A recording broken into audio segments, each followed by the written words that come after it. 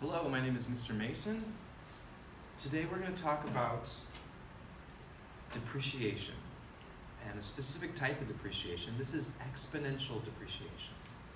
So there's an equation, a function that we have, and it's y equals a times b to the x power. So what is a and y and b and x? What do they all represent? So let's start with a. A is the original value.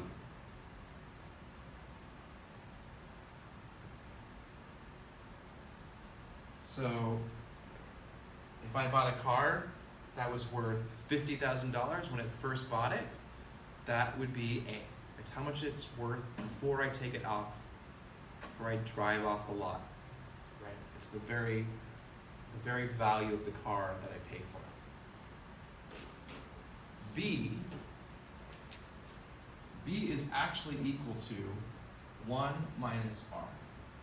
And R is, that's how much it depreciates by.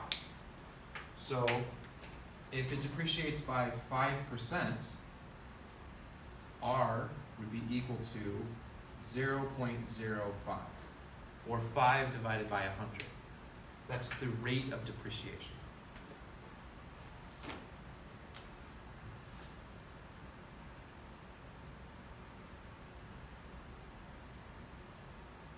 So B is the number, it's 100% minus the rate of depreciation in decimal form. So if it depreciates by 5%, you would keep 95% of the value of the vehicle each time you multiply it by. That's why we have this exponent. So if it was just 1 year, you would have A times 0.95, right? Because the x would go away, just 1 year. So now you may see that x is equal to time. So we can have time be in months, we can have it be in days, it could even be in seconds, but usually it's in years. You have to get used to the idea of converting between months and years. Probably won't be doing a lot of converting between months and days, but just think about how many months are in a year, 12. So do I need to divide by or multiply by 12 in order to get the correct number? And then, of course, y is simply equal to the new value after depreciated. So this is the depreciated value.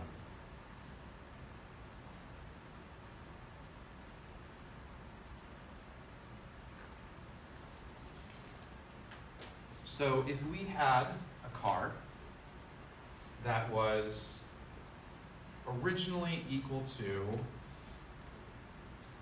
$50,000. $50,000 is the original value. And we know that it's depreciating at a rate of 2%. So 1 minus 0.02, 2%. So that's going to be 0.98. And we know that it's only been 1 year since you bought it.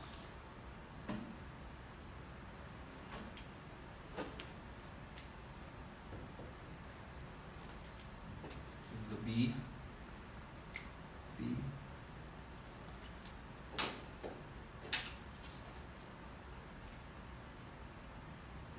Okay.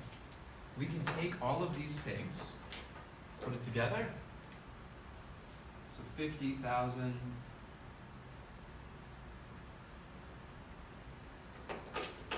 times 0.98 to the first power, and that's going to be equal to y. So you'll see it's the first power, so it's just going to be 98% of the original value. Now, if it was 2 years,